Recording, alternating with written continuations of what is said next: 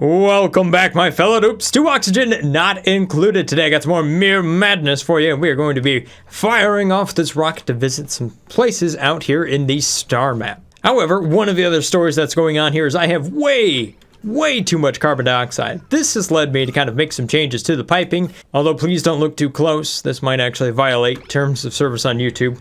But I have added 2 pumps here so that I am continuously pumping about a kilogram per second of carbon dioxide out of here and compressing it over here into wherever it's located, and the rest of this nonsense here is actually just hopefully causing it to go somewhere else.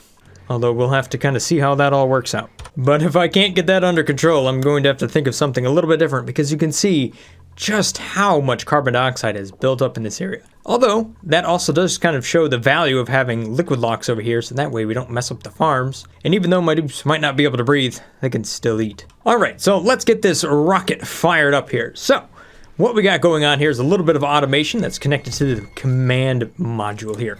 And it's really not all that complex. Matter of fact, if you mouse over this, you can see that it's fairly simple. The output up here is going to send a green signal when the rocket is basically ready to launch. So that means your launch condition is met here. So you got fuel in the tanks, your destination is selected, you have an astronaut, there's an atmo suit in the thing so that they can actually fly around, cargo bay is empty, and there's resources. All that stuff right there. Pretty simple. Anyhow, that will send a green signal when all of that has been checked off. Until then, it's going to send a red signal. Connected right down here, just below that, is an input. It says it will launch a rocket when you get full green signals. So basically, I say when the checklist is complete, well, then we can go ahead and automatically launch the rocket. Those two are just tied together. Boom, done. But if you wanted to control it a little bit differently, you could separate that out. And then if you use the automation over here, one important thing is the gantry. It'll be extended when you receive a green signal, but it's retracted if you receive a red signal. So what I'm going to do is flip this. So that way it is extended while this thing is here, and it's retracted when it's ready to launch, so we don't destroy it every time.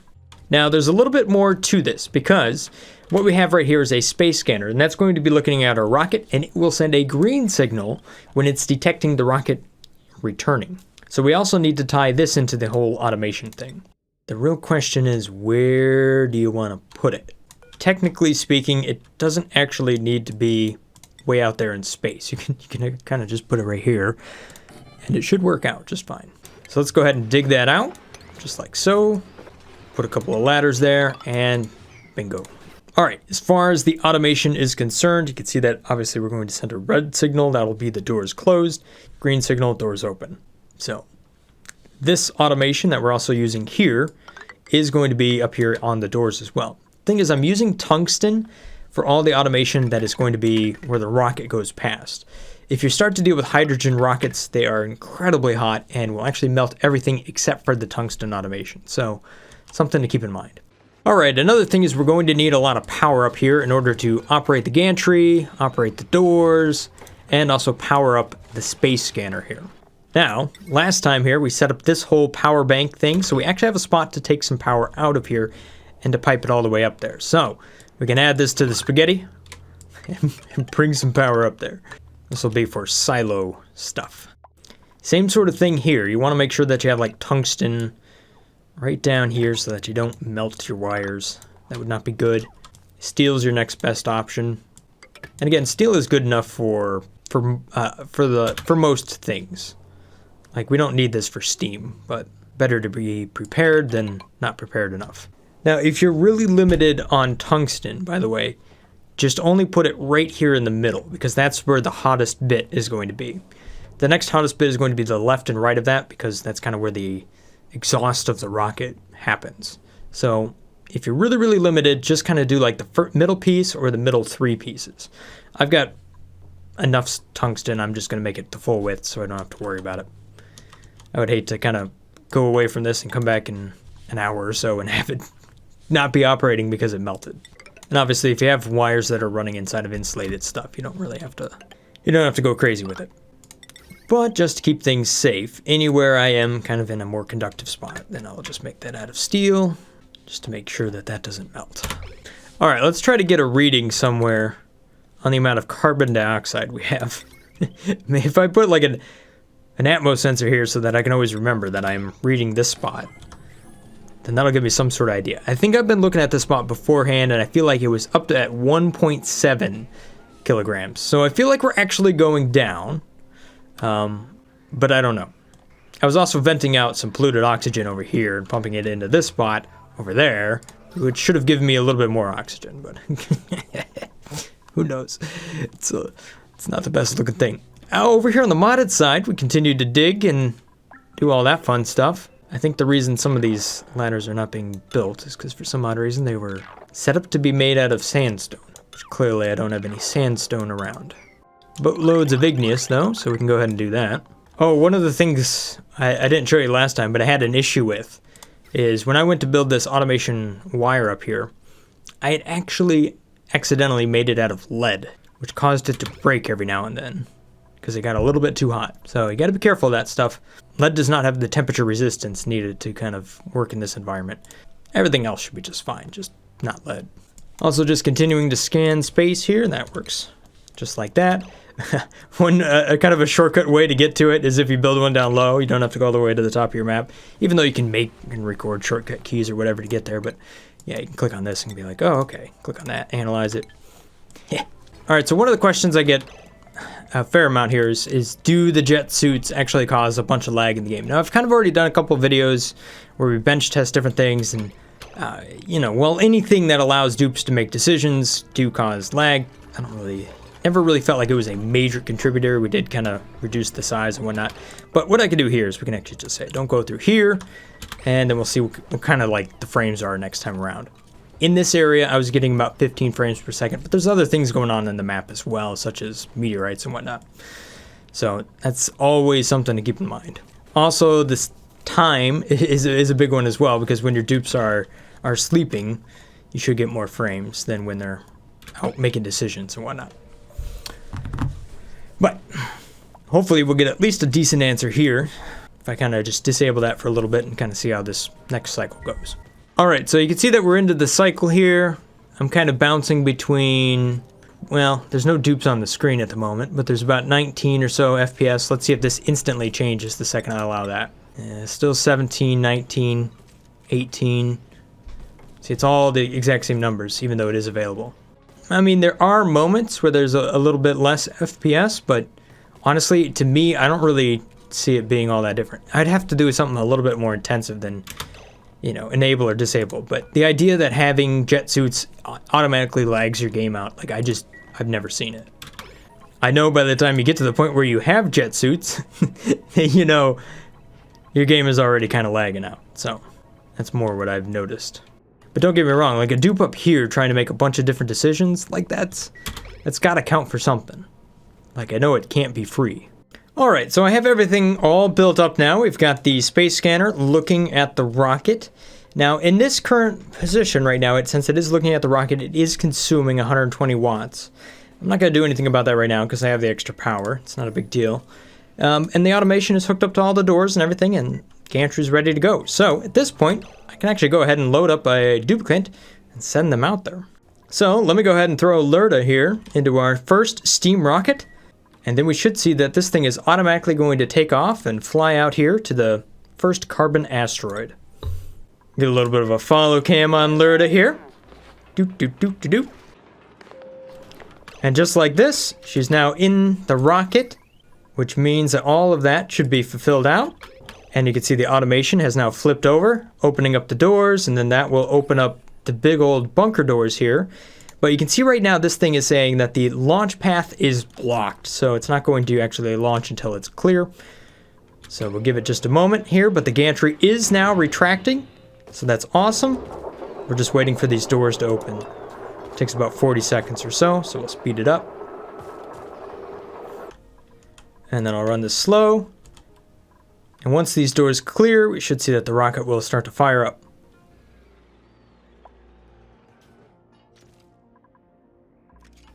Of course, we do have a fair amount of debris falling in. But it's not going to matter. This rocket's going to fire up anyhow. Boom! And then clear its own path.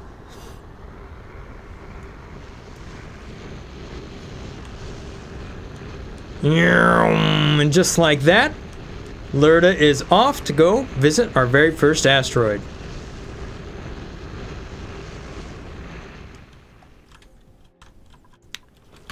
And now we kind of wait for the automation signal. It's going to fly away.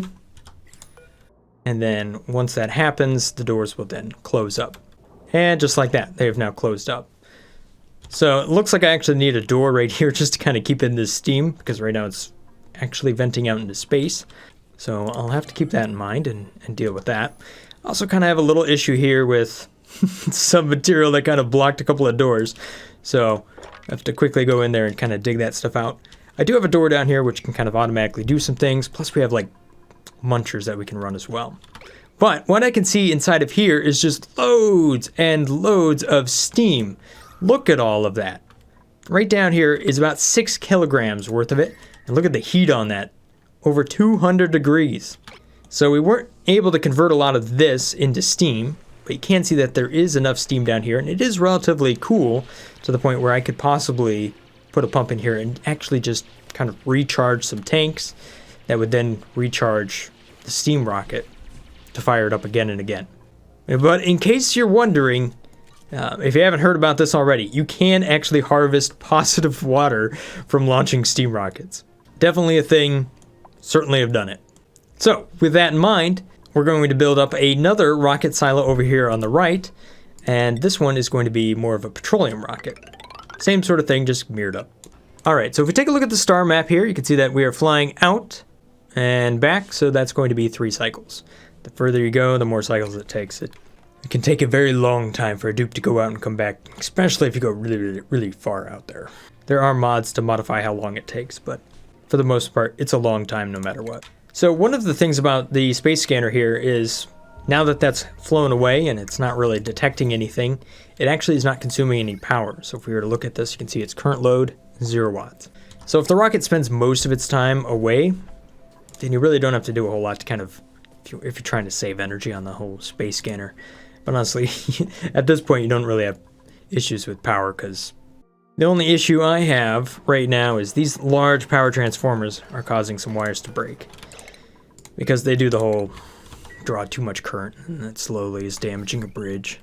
So I'm gonna get rid of them, replace them with 2 power transformers so that it doesn't go above 2 kilowatts. Alright, so it's been a couple of cycles. How are we doing on the carbon dioxide down here? Whew! A little bit too much. But is it going down?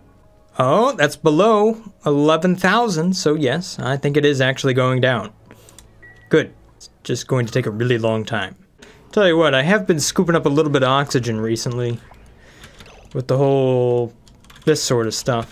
So I'm venting it back out right here. Boop. Turns out I have quite a bit of it over here. I mean, this is like 31 kilograms right there, so probably not necessary to hold that much oxygen hostage. I'm also making this airflowish, so maybe carbon dioxide can find its way over here and just kind of get over to the pumps that way. I might have to resort to going back to a lot more airflow stuff too if I want to clean this up. It's a lot of carbon dioxide. Not a lot of oxygen. Oh, hey look, our rocket's back. Ta-da! So that brought back a whole bunch of data banks right there. Look at that, 50 each. Now the reason we're getting 50 each is because if you look at this, you study and you get 50 each one, which is why I built this rocket with 5 sections underneath it. So you get a lot for going to that location.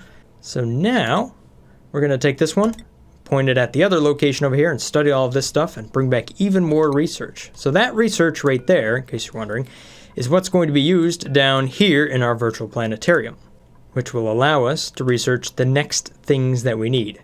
So if we need solid fuel combustion, well, technically we'll go through that. But really, I want to actually go right up this chain right here and get my hands on some petroleum engines right there. Now, this also brings back another bit of automation here. So with this being back, technically, we need to start running this thing again, which is going to be steam. Now, right now I'm sending a true signal and a bunch of other signals from here.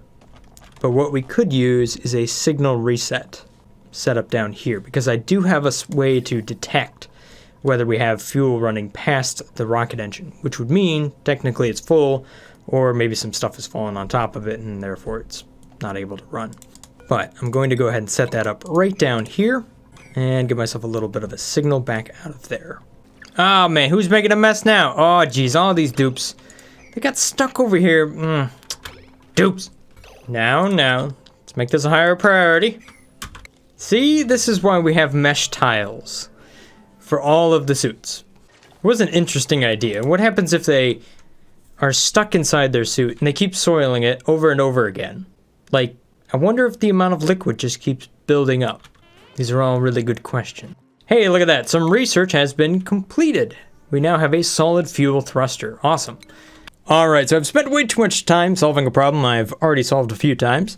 But what I have going on here is an automated fueling system for our rocket, in this case looking at steam. Now I have solved this in a couple different ways, but this way... Now I have solved this in a few different ways, but this one's a little bit different as compared to some of the things I've done in the past. So ultimately what we're taking off of here is the output of the rocket. Now, I want this thing to be able to fill up with fuel until all of this is complete. Now, we may not have an astronaut selected here, so I don't want this thing to continue to try to keep fueling if everything is filled out, like the tanks are full, however, we still don't have an astronaut detected. Which led me down kind of a rabbit hole, but let me kind of explain what's going on here. So if I use the not from this, that is giving me a true signal to the pump. So the pump can run, right? And it will run so long as this thing is not complete. However, what I'm automating here based on a cycle sort of thing to allow it to run once and not kind of snap back to true is I'm automating a power shutoff. Now, the reason I'm doing this is because this is a not signal by default when it is not ready, and it only turns back to green when the space scanner detects the rocket is returning. So let's just kind of run through the cycle. So the rocket has blasted off, it's completely full, and then we detect that it's coming back. So this has become true, and then it goes to false because it's landed. So at that point, what we have going on here is we have a true signal for fuel to go into the system here. And I'm running through a memory toggle, so we have the little reset port here, the R1. And this is going to remain true until we get a little bit of fuel that runs past this engine here and goes out right here. At that point, what's going to happen is this is going to turn off just for a moment like that, which now means we have a red signal here, so we're no longer pumping anything out of our tanks because the pump doesn't have any power. However, you can see that we still don't quite have enough fuel. So what we've detected here is that we are full on fuel, even though we haven't necessarily matched all our launch conditions.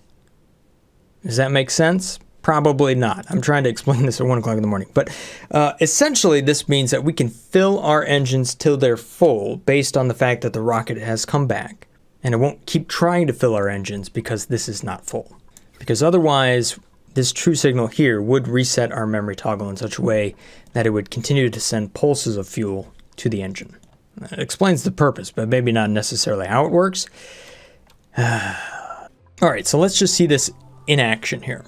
So currently we are filling up the rocket, and this rocket is looking at a location, and therefore right now it says its destination is beyond reach because it doesn't have enough fuel in the engine. So once this maxes out, once we get up to 900 kilograms, we should be able to reach that location.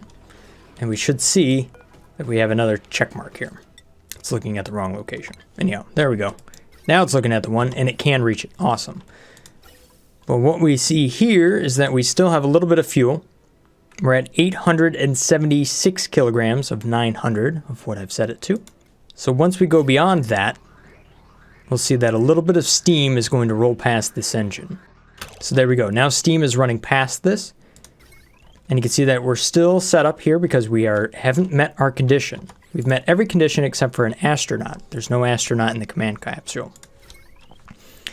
But once we go ahead and hit this, we should get a signal here. And that now opens our power shutoff, so this thing is now unpowered. So whatever fuel is left in the line here will go ahead and dump out right here, but it won't give us any more until the rocket's actually fired off. I suppose what you could do is shutoffs and whatnot and actually reverse the line, bringing it back into the tank. There's a lot of different ways to fuel up a rocket. This is just another way of doing it. Now, let's go ahead and fire off our rocket here. So, let's give our astronaut a place to go. So once Lurda jumps into that thing, we should be ready to launch. And we'll kind of see the other stage of this, where it resets. So there we go, Lurda's jumped in. There we go, that is now turned off. You can see that we have reset the power signal. However, you can see now that the steam pump is turned off. So we're not trying to power this thing. So we're not trying to send fuel to this thing while it's not here. Anyhow, so here we go. The doors are going to open up. And the rocket is blasting off. Just like that. Boom, gone. So anyhow, we've detected that it's left. So now we're kind of closing everything down. And we're back to the point of actually pumping a little bit of fuel here. But you know what's going to happen with this one. It's going to detect, hey, we don't need more. So then it stops. So this works all right for steam when you have like just boatloads of steam around. Hey, it looks like a rocket's coming back. So at this point we have reset our power signal, so we have power. And when it goes to land, then this should flip back over and say we also need fuel. So we should see that in just a moment here. There goes all the data, true and true, and then this one will become false once we've filled the engine with fuel. Now the way I'm going to run through my research here is I'm actually just going to keep sending my rocket out to the nearest asteroid and back over and over again. It's actually just kind of a really easy way to bring back a decent amount of research each time you run. You obviously don't get the big old, 300 points for going to a new destination because you're actually going to bring back less research.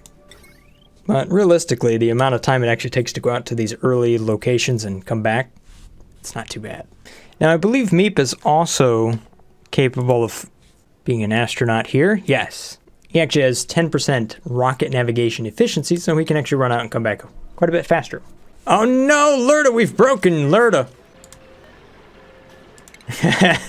Oh, there you go. All right, great. This way Lurda can go do some research while Meep goes and actually flies the rocket. Looks like I'm going to have to do a little work to avoid cold damage over here. So I'm going to change my strategy and I'm going to disable all the tanks at the same time. And then, you know what? I should be able to just run a signal from here up to the pumps, If we need more gas, then we need more gas. We don't actually have to worry about the whole knot and all that fun stuff. Yeah, this might actually be a whole lot easier. Spaghetti automation everywhere. Oh man. Hey, just trying to keep everything moving. All right, so instead of insulated granites here, I'm running insulated ceramic. About as good as I can get without going full insulation. That should help a little bit with the cold damage, but what I really want to do is just kind of avoid buildup in the pipes altogether. And the way that I'm going to automate this should allow me to kind of avoid that very scenario. All right, so the cool thing about this is I can set this to say red. So the cool thing about this is I can set the high threshold to 95, and the low threshold to 50, something like that, and that will send an automation signal right up here to the gas pumps.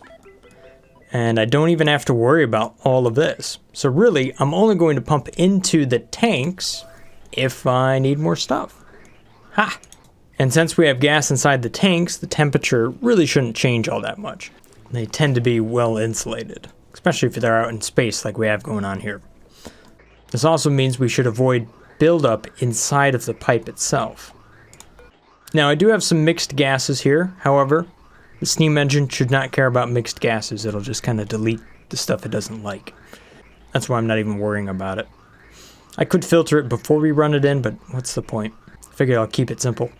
Alright, so the cool thing is I should be able to let this flow in like so, then we should detect it right down here, and if we detect it there, then that should send that to that to that to that. Oh, it should send those doors open. Alright, good. That's what I like to see. Look at this thing. It's being filled up with steam at 1 kilogram per second right there, which is maxed out. Awesome. So we're really just filling this rocket with its own steam. Nice. Alright, I'm gonna clean up all of this stuff. We don't need it anymore. Oh, awesome. We completed some more research. See, it doesn't really take that long to get all the research you need.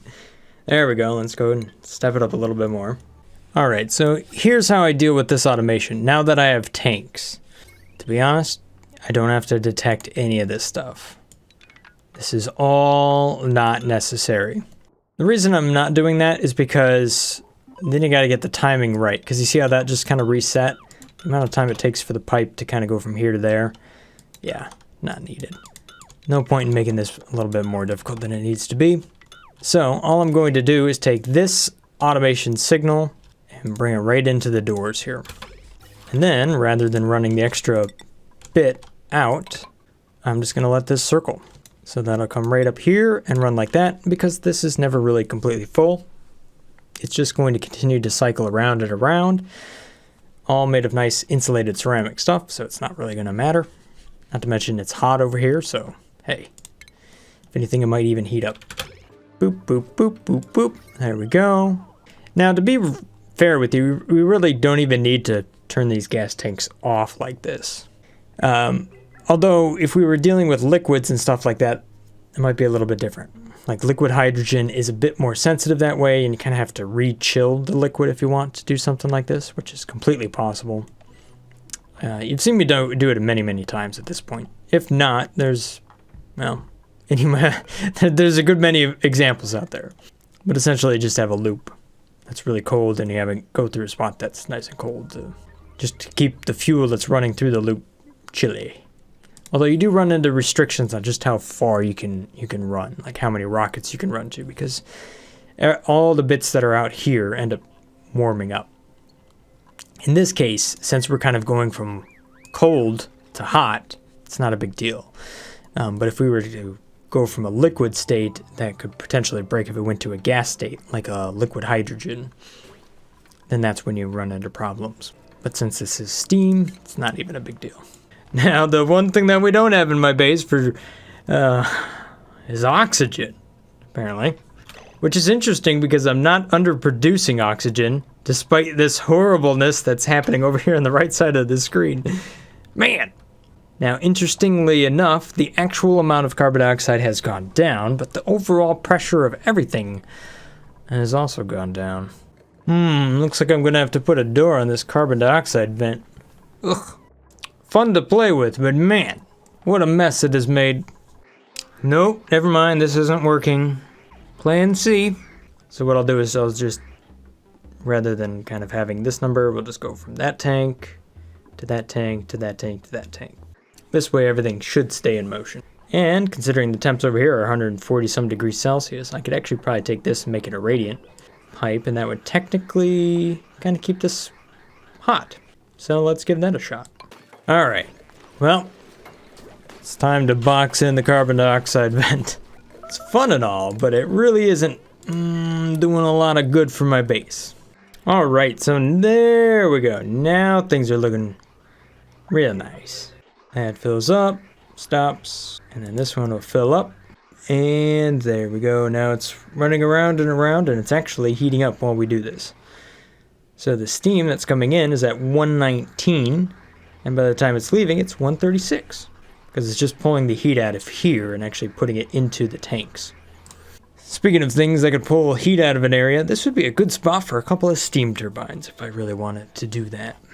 Now, as far as the base over here on the right, I think, well, I think we're starting to get a little oxygen back. It's over a kilogram, so that's good. And right down here, yeah, that used to be like 1 point something kilograms of carbon dioxide. So certainly out of balance for sure, but I think we're finding our way back. We seem to have this oxygen barrier that's happening here. It just goes whoosh, and then right up over there, creating awkward pockets of carbon dioxide. Huh. Anyhow, that's all I got time for right now. So thank you guys for watching. Hope you guys have enjoyed this little... Alright, so somehow I've spent about 3 hours staring at this rocket. Just to kind of summarize what's going on here. Essentially, now that I've got the rocket running a few times here, I've got more than enough steam inside of here. I just put the pumps in there, boom, and I'm done, just like that. Essentially, these just turn on and off based on this gas pump right here, which is set to 9050. Matter of fact, they're all set to 9050, not a big deal. So that way, this never fills up completely.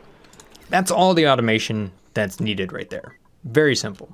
And then the sloop just runs around like that, and we run it through a radiant gas pipe over here so that, you know, we capture a little bit of heat and keep everything nice and warm in here. Because the stuff that runs through the insulated pipes, no matter how fancy the insulation is, still tends to kind of cause the steam to cool down. So if you were to stop inside of the pipes right here, it could potentially burst. So as long as it keeps going like that, the rocket can keep launching over and over and over again, which is going to go out to the star map, keep bringing back a little bit of research. You don't get as much when you go back to a place you've already visited, but it doesn't really matter because it's, you know, automated. Which means I can go ahead and look at some other place in my map and maybe solve this oxygen problem I've gotten going on over here. But it looks like I'm making progress in the right direction rather than suffocation, so that's good. Or a little bit better. Interesting. Although what I've realized here is that I'm probably not getting the underproduction warning because I'm overproducing on the left side. And just like everything ever in this base, you know, the notifications don't really help you out. So I probably got too much over here, not enough over here, and that's what's happening. And the poke shells are going nuts. And are you attacking my fish, poke shell? Don't be attacking my... Whoa! You are! Unacceptable. Take him out, Soulgate. Criminy. Blech. Well, there you have it. Anyway, that's all I got time for today. Hopefully you guys have enjoyed this little episode here of Oxygen Not Included. Stay awesome, guys. Peace. Brothgar out. Yo, modded side, you got some critters over here. Take care of that, please.